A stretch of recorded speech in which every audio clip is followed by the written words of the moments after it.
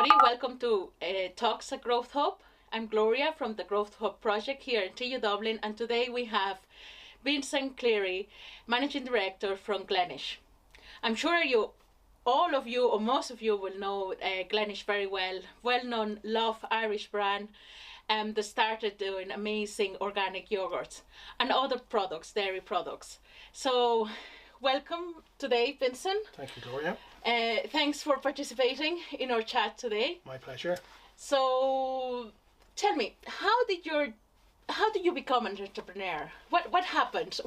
Why did you decide to go and try?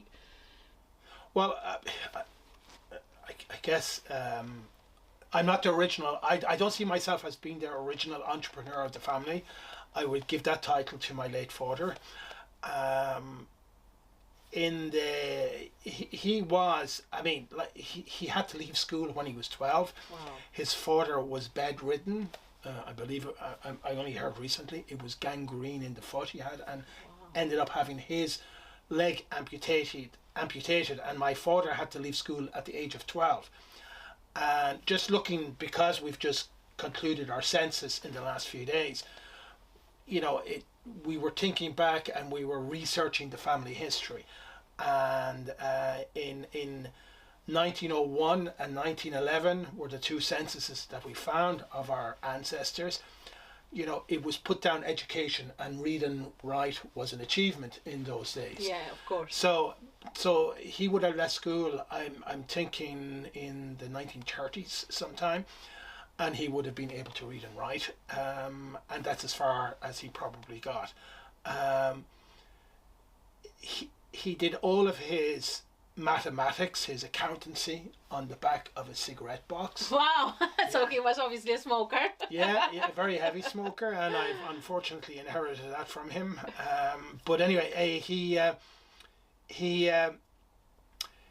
was always trying something new, and I was explaining to you earlier that I don't have a third level education behind me, but I guess in my teens I have been, I guess like your students, I have been attempting to better myself,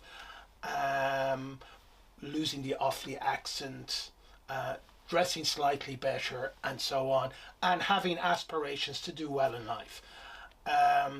So I worked for my father initially back, I finished secondary school, and basically I became the chief bottle washer. And, that was an actual title in our little company, because he was bottling milk then. Yeah. And needless to say, I wasn't overly enthralled with this position, so I appointed myself as our only salesperson. So between washing bottles, I was out selling milk, and that worked for a couple of years. We were a small milk company, family business, supplying the local Tullamore market, and the name of our company was Tullamore Dairies. In the mid 1980s, he started building again. It was his ambition to build a small soft cheese factory, and he had this image of this brand called Heartland, and obviously because we're in the heart of Ireland. Mm-hmm. And like all good Irish people, he went off and had a packaging designed and printed, only to find out later that the name was registered elsewhere, and so all of our packaging became instantaneously obsolete. And I remember the evening he came back from his patent lawyers or solicitors, devastated by this news. He wasn't a man of emotion. He never really showed his emotions, but I could sense that he was, he had the wind knocked out of his sails. And I have a twin brother, so myself and my twin brother, we dispute who came up with the suggestion, but one of us came up with the suggestion of taking the Ordnance Survey map that we had from the turn of the previous century, of that century, and in the middle of the Ordnance Survey map of the family farm was an ancient woodland that was no longer there, called Glenisk Wood, and that's where the name came from. Excellent. And I had impressed my father sufficiently You know, forget Heartland. You know, we should be calling it, we should have a link to the name. Yeah. So hence Glenisk became the name of our new company. We tried soft cheese for 1 year, and my father was all about adding value to products. Like he was starting with the raw material from the family farm, i.e. milk. He was a dairy farmer at the time, and he wasn't satisfied in just making soft cheese. He overthought things, I suspect. So, and I've learned lessons in life from preventing myself from doing exactly that. When an idea is ready to go with it, and then you tweak it as you go. I think the Americans have an expression: "Fake it until you make it." Oh yeah. So, yeah. but whereas he was overthinking it right through the process, and he would have deferred his launch date because he was still, you know, mastering this product. So, not only did he want to make soft cheese, he wanted to take on the Philadelphias of this world. But then he decided to make a cheesecake, and then somebody had given him some New York style baked cheesecake. So he said, I'm not interested in a fresh cheesecake. I want to make a baked cheesecake. Now that might have been good. It could have been the best baked cheesecake in the world, but you're dealing with a Midlands audience. Yeah. And so the people of Tullamore, Mullingar and Athlone didn't necessarily know what to do with a baked cheesecake. So they weren't ready for a baked cheesecake. So, and that was the summer, I think it was 1986. And that was a particularly hot summer. Yeah. And as chief salesperson, I was going around to all of the small restaurants and golf clubs around the Midlands with the family car. This was pre-refrigeration vehicles, and the cheesecakes which had been cooked were cooking again in the boot of my car. So that was short-lived. Fortunately, the equipment he had bought was dual purpose, and so the plan B was to make yogurt. Yeah. And we've been making yogurt ever since. Now, how did I become an entrepreneur? Necessity, opportunity. I saw that. I worked initially for 6 months launching Glenisk with my father, and I successfully got us listed in Tesco. Sorry, which was pre-Tesco. It was a supermarket chain called Quinsworth. Oh, I remember Quinsworth. Yeah. And the buyer of the day, Veronica Liederman, listed us. I think it was 12 stores initially, which was gold to us. And we were listed in the top Quinsworths of Leinster anyway, at least the Greater Dublin area. Yeah.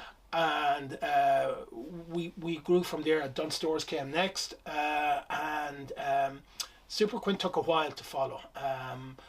I guess I'm not quite sure. I didn't deal with. In that intervening period, myself and my father were possibly too alike, and we were quite confrontational.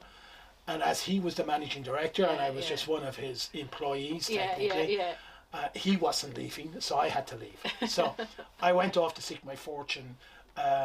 Initially in Germany, I refused to take money from him, so I went relatively penniless to Germany. And my ambition or my plan was to save up enough money, get employment in Germany, save up enough money, and then go to an English-speaking country, be it the United States or Australia. I ended up staying, I think, 7.5 years in Germany. And I like Germany. And I did reasonably well in Germany. But I married a German girl, and she had never been to Ireland, so I took her back to Ireland on our honeymoon. And at this stage, the Cold War between myself and my father had thawed, and so I introduced my wife to my father, and he was obviously sufficiently impressed that he offered me, he said there's a company up the road, as he did, he'd tend to point like that, and said, it needs a bit of help. If you're interested in coming back, you're welcome to it. So I said, give me a few months, and so to sort out my affairs in Germany, which I did, came back, and in 1994 I returned to work in the family business. Worked with him for a year, and found that our relationship was starting to deteriorate once again. Yeah, and I was starting to say, my God, was it a bad biggest decision? mistake, Yeah, yeah. biggest mistake, whatever. And then unfortunately he got a heart attack at a football game, or actually hurling game in Croke Park, and died from a heart attack ultimately. So not only did we lose our father, we lost our managing director, and so there was this little power vacuum for a while. And I come from a large family. I'm one of 14, and my eldest brothers thought, pecking order comes with age rather than talent or lack thereof, and they said we're the new managing directors of Glenisk and my father's empire.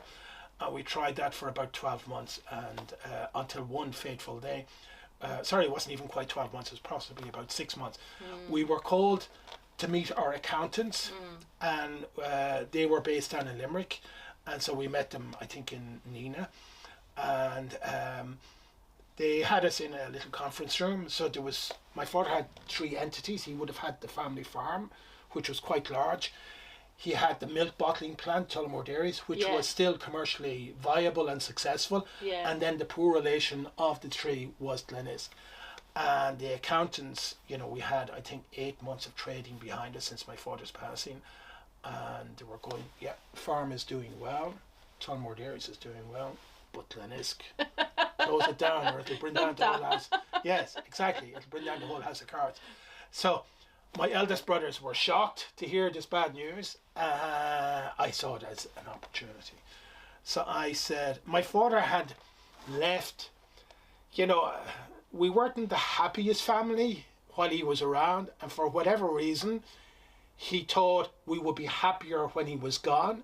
So he left a certain amount of cross ownership, which was never going to work. Yeah, so I asked the accountants of the day, could I and others with me run with Glenisk?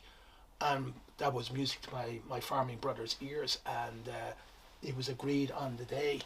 And yes, we struggled for a few years. We had no credibility with banks. We had no experience in dealing with banks.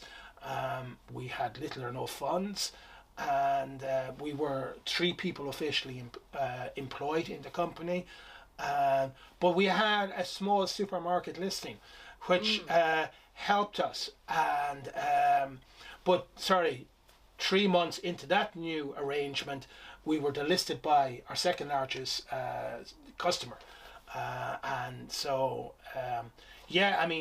we've had many dark days. That was probably one of the darker days, although having said that, losing the business on the 27th of September last was probably the darkest day we've ever had. But we recovered from being delisted by our second largest customer to losing our business, and like everything else, we gain. I'm confident we'll rebuild the business, as I was less confident when I was younger and having had the setback of losing our second largest customer. But experience brings that with you, that what was a good product proposition 12 months ago or even 20 years ago could still be a good product proposition now. In fact, I was explaining to my 14-year-old yesterday evening when she was asking me how things were, and I said, I'd like to be a little further in the rebuild and the rebuilding of the business. And now I tried not to be overly negative to her. She's 14, but she's got a clever head on her. I see her as going a long way. But I said to her, all we need to do, we're fixing our recipes, we're extending our SKU count, which stands for stock keeping units. And I said, there's, stagflation going on at the moment.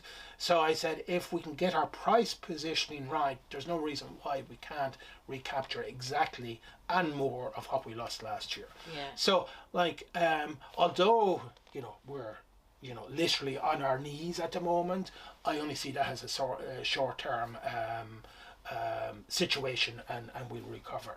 So, I going back to your question, me being an entrepreneur, I never really saw myself or see myself as an entrepreneur.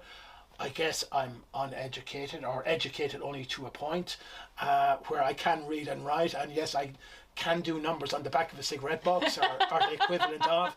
But after that, opportunity and my drive is the opportunity of being able to influence what we as a company can do, and not just to our product, but like I was telling you earlier, I had a near miss health wise last year, and one of our employees said to me, you should be proud of how you've influenced other people's lives.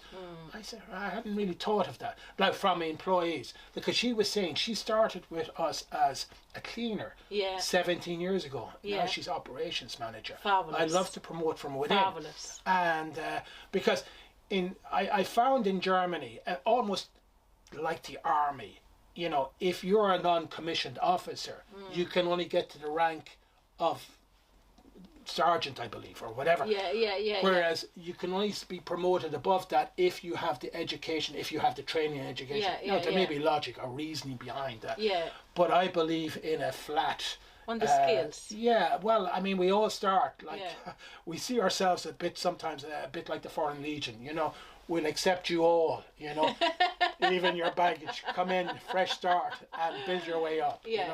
Because that's how Glenisk has been good to me. And, and plus I was telling you earlier that, when there's a demonstration in Dublin from farmers, you'll never see one of our suppliers manning the barricades, because they have no reason to be, because they're doing the right thing, both from an environmental and, if it's the viability of the farm that is their motivation, then we assist, because we have continuously paid the highest price, definitely on this island. I'm not sure what other companies are paying, but I suspect on these islands we're paying the best price, average price. And Glenish has always been very sustainable focus, and I would say you should be proud of all the changes you're bringing, because by default, by you doing such sustainable package like the milk carton that I was saying, sometimes I struggle, but I haven't nailed it completely. I've almost nailed it completely. I think that drives as well the competitors having to focus on that. Yeah, I mean, our point of difference back in the mid-90s when we were reinventing ourselves, and we all have to reinvent ourselves every now and again, but we were setting out our stall. I mean, I was positively excited. I thought the world was waiting for somebody to go organic with organic yogurt. And I was very nervous while I was waiting on the packaging, because we've been gazumped by our competition in the past. Just when we thought we had a fabulous idea, somebody would beat us to it, unbeknownst to ourselves, until we were about to launch it and see that their product had been listed a week before. But with the organics I knew, like from my time in Germany, I saw what organics was starting to do. I saw unknown new brands starting to appear on mainstream German retailers' markets, and I was fascinated. Like the big incumbents, shall we call them, didn't seem to have a response, or seemed to ignore these small new upstarts, and at their detriment, I would argue, or ultimately at their detriment. So when we were going organic, when I convinced, like after my father passed, and I had been speaking to him about organics, and he was receptive to the idea, although thought there was too many things against that would prevent us to go organic. But when he passed, it was an opportunity, as I was saying to you earlier, dark days, silver linings and all of that. So I convinced my twin brother initially that, a small company, we stood for nothing different over our competitor. We should differentiate ourselves, and by going organic, that was our first, point of difference. So, and that creates a standard. Like I've always said, it takes 3 years to convert a farmer to organic, 2 years to convert the land, and 1 year to convert the farmer's mind. So whether we liked it or not, we had set ourselves on a course that we would be continuously scrutinizing, how do we complement organic? At the time, the vested interests, our competition, were saying organic's only a fad, consumers will never buy into it, whatever. like we've had 25 years of continuous growth. Some years quieter than others, but nevertheless it was continuous growth. So I still don't see anything competing out there. Perhaps non-dairy will be a threat to us at some stage, but organic, I think, ticks all the boxes. Personally, I enjoy ice cream. I enjoy a good yogurt, as I'd like to think Glenisk makes. But and I have tried the dairy-free alternatives. I'm not blown away yet, so I think we still have the edge when it comes to taste and nutrition as well. So I can say, as long as we do it in a sustainable manner, that the animal is respected, that the land is respected, I think we will be, we will be, at least in my lifetime anyway, we will remain relatively successful. Yeah, I agree. And from the way you had so many challenges to overcome, what keeps you motivated to keep doing it, to keep fighting, to keep trying new things? I don't dwell on the past. Yes, I have made mistakes. I continue to make mistakes, but dwelling on the past will only lead to some form of bitterness, and bitterness is what eats you up from within. So we deal the hand we were dealt, irrespective of what that hand throws up occasionally. So when you're in the environment of working for yourself or working in a family business, my mother used to say, when I would speak to her a few years ago, where have the decades gone? And I've just put 3 decades in there, so you do see it's no longer years you lose. You turn decades. around and 10 years have passed. Absolutely. So but always looking forward. I'd like to think I'm a positive person by nature. Perhaps naive sometimes. Sometimes you get into a line of business, and I don't do the research I should. And I'll tell you a story about how we got into protein yogurt and the results it yielded, but it was purely by coincidence. Opportunity will cross your table, and sometimes, I'll give you another example. A guy, I think he was from Connemara somewhere, came to me 10 years ago and said he was thinking about getting into buffalo milk. Water buffaloes. It's a thing in other European countries. Particularly if you like mozzarella. So and I said, listen, I'm no longer 20. I'm the wrong side of 50. So if I were 20 or 30 again, I'd say, what the heck, throw caution to the wind and dive in.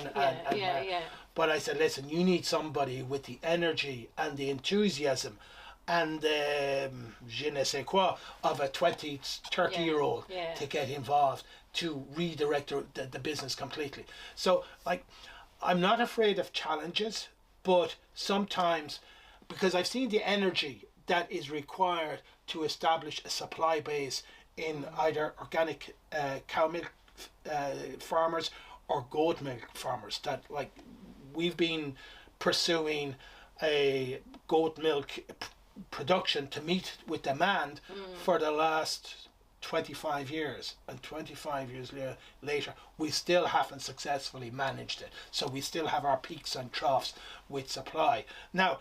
So and hence buffaloes to me were too exotic. So there are some opportunities. I've no doubt we would have been relatively commercially successful with a range of buffalo yogurts for somewhere, if not necessarily Ireland. But it's just trying to measure our expectations, our own expectations, and trying to keep it as close to core as we possibly. There's still a lot of products that we could still make that we're not making, and hopefully with a new factory, when we eventually announce it, we will be able to add some of these new products that I've been looking to add for the last number of years, but either didn't have the space or didn't have the financial wherewithal. So now we can experiment a bit more. So really you're focusing on your core products and focusing on what you have and Yeah, that's I mean, probably one of the secrets, isn't it, of success when you're... in my 20s and 30s, when I had I had few responsibilities. Yeah. You know, I'm not a gambler, but I would liken it to rolling the dice. And if the dice came up well, happy days. But, you know, you wouldn't be speaking to me here now if I had rolled the dice and came out with a dud hand, or sorry to use another poker phrase. You know, so sometimes I always think I take a calculated risk. Yeah. I see the opportunity, even if other people don't see it, or even if the market research isn't telling me it. Yeah. And I remember talking to one supermarket, and again I was introducing organic yogurt to him again way back in the 90s. And he said, "Where's your research?" And I said, "I don't have any. I've got a good feeling." He said, "Good feeling?" He said, "What's that?" I mean, nobody can work on a good feeling. Now, he knew exactly what I was talking about. I know. But he was so used to having people putting down reams of research in front of him that, like, it takes, you know, like, entrepreneurism is basically taking the risk that your accountants try to talk you out of it. If the accountants are against it, I always go, oh, it must have merit in it if the accountants are trying to talk me out of it. So, yeah, I mean, I always see any new line, or historically I used to see any new range extension or any new direction we were going in, I would give it 6 months. Yeah. And we could afford to lose money for 6 months on that range extension. But then it had to start washing its face after 6 months. And if the price needed to be revisited, if we felt that the market was growing but the price was a barrier, I always say price should never be a barrier for consumers to buy Glenisk. Now, you know, as we ramp up production again, I have no doubt we'll be faced with challenges, because it seems we're coming into there may, I don't want to talk ourselves into it, but there may be a recession at the end of this, Vladimir Putin exercise. But, you know, we've got through the credit crunch of 2008, and I have no doubt we'll get through whatever comes our way again. Yeah. So if we think of challenges, there are obviously a lot of challenges. Which is the challenge you see on this sector at the moment for you, or the challenge for you as entrepreneur at this point of the business? The challenges I face now are probably no different than what I faced 20 years ago. And fortunately, I've got the learning of the last 20 years to help me through this current challenge. There's nothing major, apart from Vladimir Putin, what he did, bringing war back to Europe, but there hasn't been, you know, everything else is recycled. So problems are recycled. They surface again under a slightly different guise on. So, you know, and I guess that comes with experience. You know, like, now I may be proven wrong. 12 months time, you might revisit this tape and say, "Oh God, Vincent got everyone really wrong." But we'll adjust accordingly. I don't see anything overly new, apart from the fact that we've no factory. We're rebuilding our factory at the moment and rebuilding the business we lost. But I'm confident we can overcome that too. So then, when it comes to the future for Glenisk, what does it look to you? Well, I mean, my first ambition, now I'm saying 12 months, it could take us 18 months, is to recapture what we had lost. Thereafter, I would like to see Glenisk double within a short period of time. Whether that's 2 years, 5 years, it will double in size. And, you know, my goal is, before I hang up my boots or my dairy apron and go to the dairy in the sky, is to have Glenisk as a 100 million euro company. I think we'll be taking whatever about on this island, will be taken from a European perspective that bit more serious.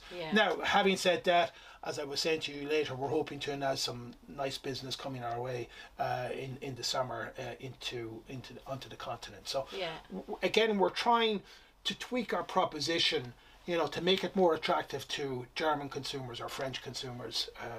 Spain might be a bit beyond us at the moment, but, you know, our near neighbours. UK would have been my historical target, and I've been chasing the UK for a long time, and we were moderately successful, but the whole Brexit thing has made that more complicated. So we'll target continental Europe.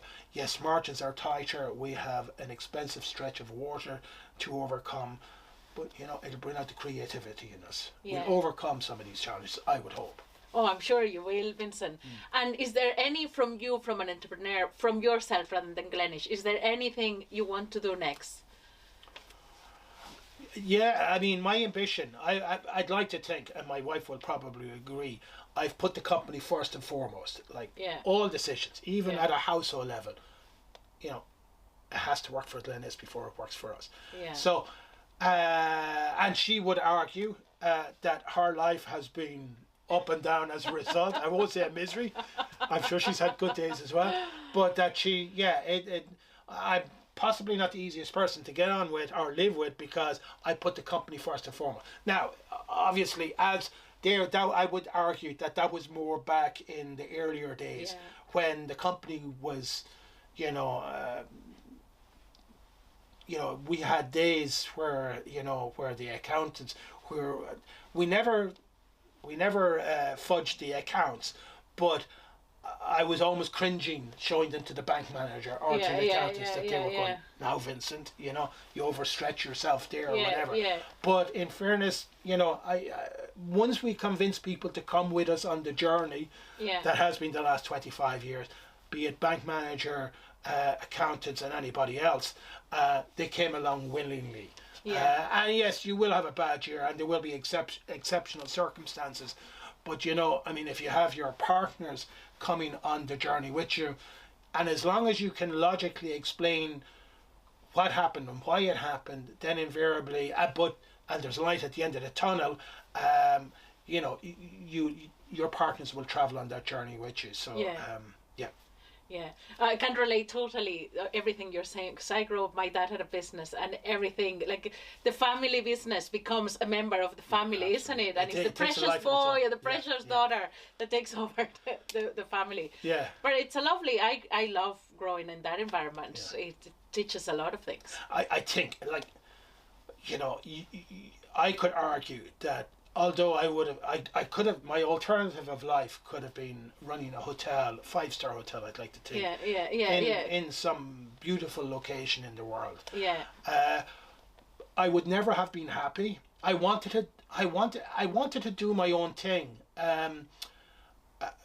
Even while I was scheming in Germany about my next moves and where I was looking at promotion because I was part of an international hotel group, Sheraton, and they had resorts all around the world and they were looking for upcoming potential managers and whatever. And I saw it as a 9-to-5 occupation, although, you know, in the hotel industry, you work the hours. 24 hours, isn't it? But I always saw it as a, something to pay the bills for a period of time until I either did my own thing. I didn't at that stage know I was going to mend my fences with my father, which I did, but I was looking at alternatives like organic poultry I saw back then as being a possible. And I was, you know, even without my father inviting me back into he made life easier by saying, you know, there's a company up there that needs some assistance. But like I was definitely focused on returning to Ireland to do something in that whole sphere, if not necessarily organic yogurt, something else in food and organics. So because I saw it as a no-brainer back then. And yeah, I mean, fortunately, events turned out as they turned out, and sometimes not so fortunate. But you know, listen, as I said to my 14-year-old, you roll with the punches. You deal with what's ahead of you. Don't dwell in the past. And, you know, just focus on what's ahead of you and overcome that. Yes, the decades will slip by without notice, but, you know, you're heading in the right direction. Yeah. So, you know, entrepreneurship, you've given brilliant examples of what entrepreneurship means. You know, like, I love when you said about the accountants. If the accountants say so, don't do that. That's a flag, that there's an opportunity. So a part of that, what does entrepreneurship mean for you? Like with vision, with people saying not to do it, with the gut, how would you describe an entrepreneur?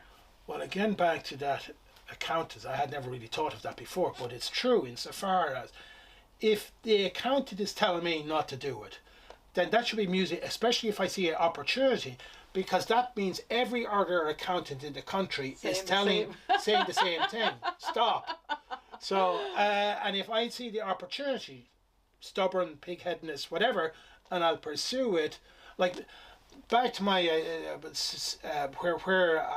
took us a long time to overcome it. Like in a family environment, you have to overcome personalities and passion. So, as you were saying quite rightly, the company becomes almost it's a seat at the table. It's a family member. It has a seat at the table, and because the company can't speak, I'd like to think sometimes I speak on the company's behalf.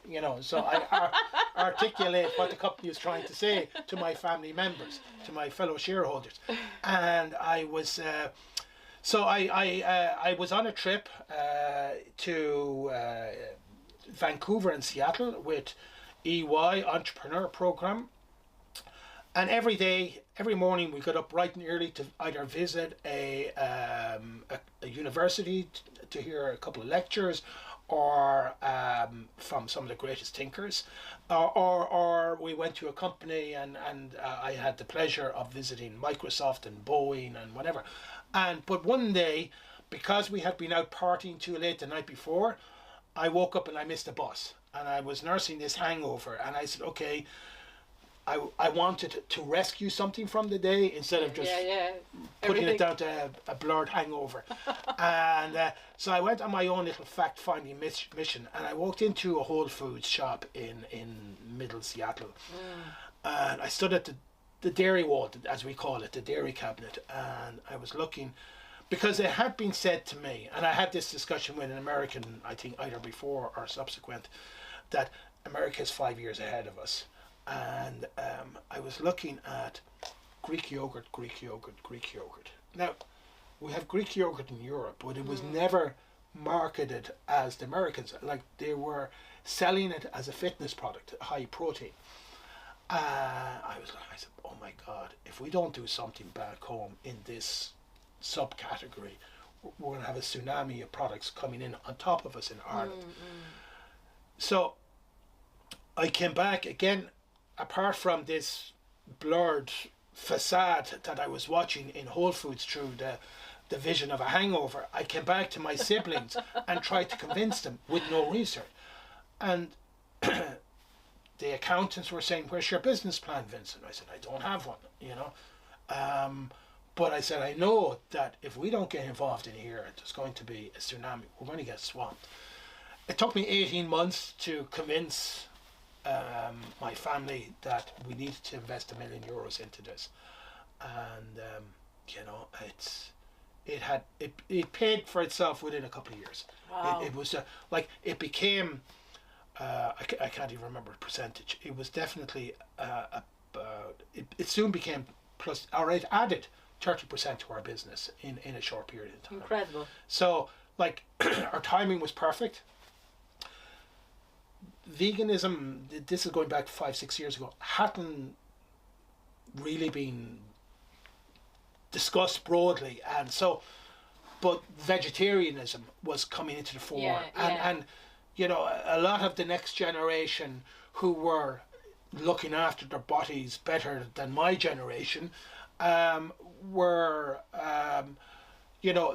as one, we did research, and as one in a vox pops or a mirrored conversation, she said that there's only so many chicken breasts you can, when you go to the gym and you're trying to watch your diet, there's only so many chicken breasts you can eat in a week. So she was grateful to see protein came in a yogurt pot, because she said, I eat yogurt every morning, so all I have to do is eat my protein yogurt. And So I mean, a lot of great ideas have fallen flat because they came before their time, and so timing, when we eventually hit the road running,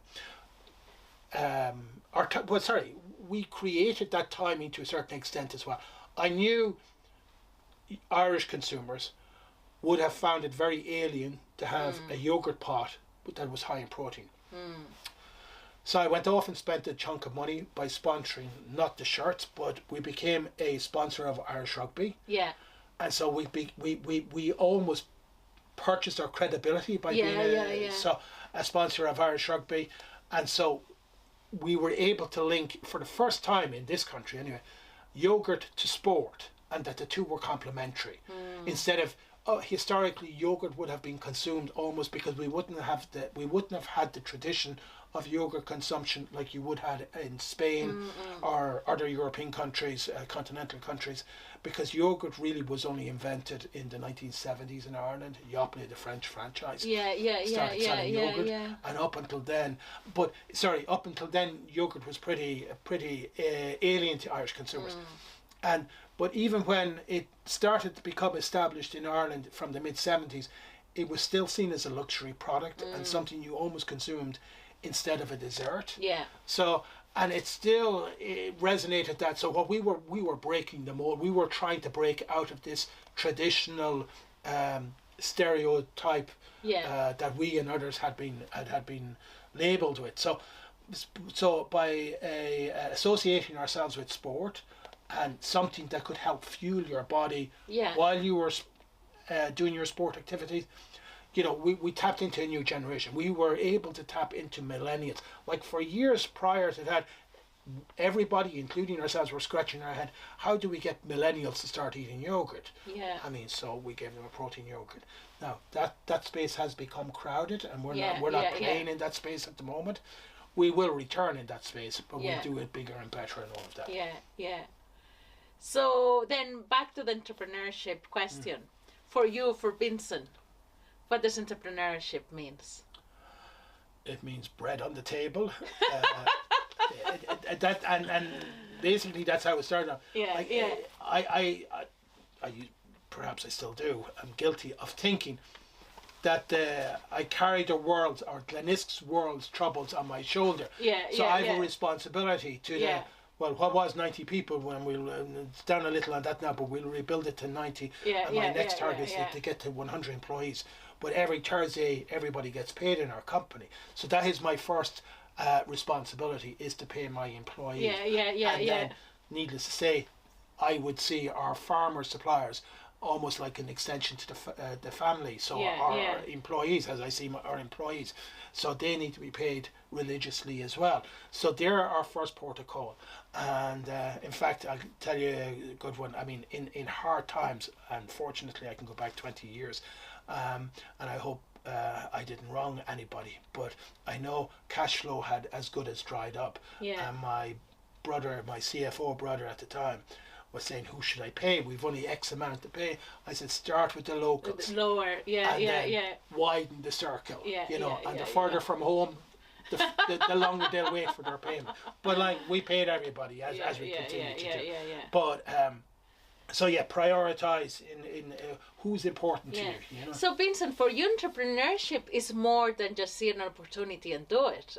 To me, it sounds as well that it's about the community, it's about the family of the business, isn't it? Absolutely. Well, it is. Because I asked you twice what entrepreneurship means for you, and you bring the connection. So it's more than only having the mindset of entrepreneur.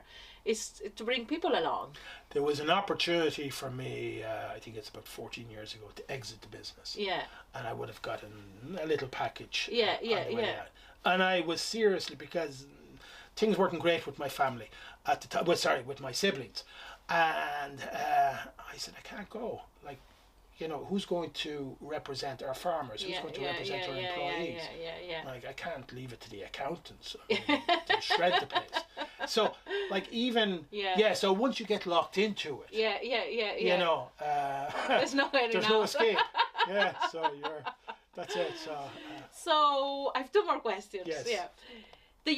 What would you say to the younger Vincent, the one that just went to Germany with their small little suitcase?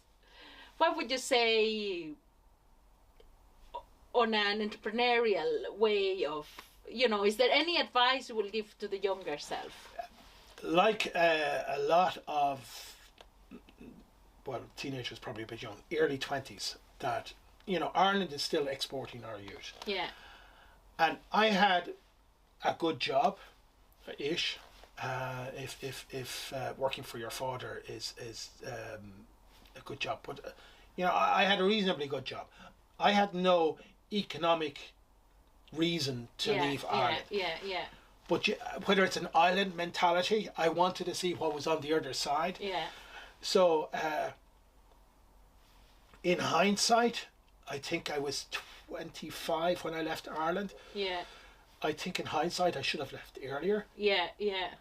But then again, I'm glad I spent the first initial 6 months of Glenisk's existence to help it, because my father was convinced, and you know, my father was convinced, as I have heard other new startups who want to reinvent the wheel completely. I mean, whatever about doing things differently, the wheel, you know, is still a good design. Yeah. And it's difficult to reinvent it. Yeah. And my father had heard a lot of scare stories about dealing with Irish supermarkets. Some of them probably had merit. But you can't ignore Irish supermarkets, because even back then they still controlled 90+% of where all groceries were purchased. And his route to market was going to be the corner stores. He felt the corner stores were going to make a comeback and they would put the supermarkets out of business. Yeah. Now, that was a 70-year-old or 65-year-old coming up with that. Yeah. And like that's why I'm no good on TikTok, and you know, some of the I've one social media outlet I work a bit I follow, but I can't handle this continuous wave. Like, what's wrong with Twitter? I mean, why did we need TikTok, or why do we need whichever the next best thing is? So like, and that's me showing my age, whereas, you know, my father, so whereas I was the early 20s, I said, no, you're wrong. And probably as blunt as that to him. And I said, supermarket. So he said, off you go. So I made the appointment with Quinsworth, went in, made the presentation. This was even before mobile phones. And it was before motorways in Ireland. And as we were discussing earlier, Ireland was a bigger place. 9 hours later. Yes. So Veronica Lederman was the buyer of the day in Quinsworth, and a great woman, a tough woman, a bit like Margaret Thatcher. But she was looking at the yogurt and, why do I need this? And you know, so she, as a good buyer should do, she tore me to shreds basically. Yeah. And she wouldn't taste the product in my presence. And it was only, I went home somewhat with my tail between my legs, thinking I had failed, that when I eventually got back down to Tullamore, County Offaly, she had tasted, in the intervening period, she had tasted the product, rang my father, and said, you have an amazing product. I'm going to start you on next Monday on X number of stores. Yeah. So when I got home, well, okay, my father was a non-drinker, so there was no champagne corks being cracked, but I had landed the business. So, but like, it's like my life has been very easy to me over the years. Yeah. Our product sells itself. Yeah. As long as we direct our product or the preconception that you had about our, I was telling you earlier, the green. Yeah, and how Glenisk fits into that. Yeah. And then you met me, and it becomes a big disappointment. No, that's not true. That's not true. But that's how I see myself. That I prefer for my company and my product to do the talking rather than me personally. So, but all I do is I have the easy task of just steering that product in whatever direction I feel, and again, Glenisk is the individual at the table that doesn't have its own voice. So I speak on behalf, of Glenisk. Yeah. And so sorry, advice to myself, I have absolutely no idea. Again, I don't. Well, maybe to keep doing it, isn't it? Oh, just absolutely. to try it, isn't it? Yeah. Don't Don't be so insecure or nervous or whatever about life. Give it a try. Give it a shot. Yeah. Exactly. So if I had to ask you to give me 3 reasons, or well, 3 tips for the students that are watching today, of why to go and do their own business or a startup or take their family business, what would be the 3 advices you'll give them? Well, okay, I try and keep it as brief as possible, but I have to mention Michael O'Leary because he was mentioned last week that he's, I think officially he's a billionaire, and he was asked a question would he leave his wealth to the next generation, to his kids? And he said no. He said, I'll leave them 250 acres, which is quite generous, Yeah. and a house, mortgage free.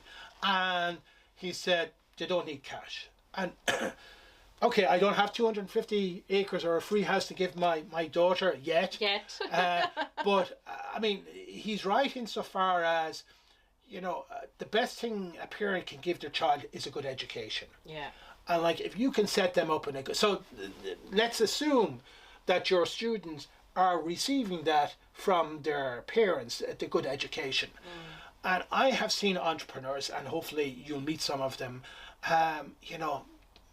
brain surgeons or top engineers. And because the great thing about being an entrepreneur, and I say that, almost, I don't believe I am, but anyway, an accident of my circumstance. But I believe that you have the opportunity to stamp your own ideology and direct. Like, if I saw myself in Germany, relatively content, but I was a serial number in Germany. In Ireland, I mean, definitely there's a lot to be said about being, in this pond. In my field, I'm a big fish in my small pond. In Germany, I was, a one cell organism in the lake that is Germany, or the sea that is Germany. But so, I'm not saying we should be all entrepreneurs in Ireland. Like, needless to say, English-speaking countries, like that's, Irish people are successful, as successful in Silicon Valley as they are in London, as they are in Sydney, as they are in Tullamore. Like, English-speaking has a lot. I think we have English-speaking in particular. I saw Germany. And I had this conversation with somebody where they were saying that I said that Germany generates engineers, and I know a lot of your students are engineers, but their life's ambition was to work for Siemens, or to become part of the the corporate world, shall we say? And I don't know what it is in English-speaking countries, but and perhaps Spain again. It could be necessity, because I'm a firm believer that, like, hunger can drive you, in one direction or another. Like, bread on the table has to be first and foremost. And like, it's no use working for yourself if you don't have the wherewithal to put bread on the table. So, like, we're going back to caveman mentality in that respect. But, like, we all have to survive. So first and foremost, you eke out a livelihood for yourself. Sorry, I know that's probably dissuading people from becoming entrepreneurs, but I think that entrepreneurship gives you an ability to say something directly to your consumer, because you can color your product, your thinking, you can tweak, and back to what I was saying earlier about, at some stage you have to go to the market. You can't overthink. But, the great thing about being an entrepreneur is you can go to the market. If it's not working, or if it requires tweaking, you can tweak it live, in live stream. So, you can fix some of your insufficiencies, or fix some of your products. A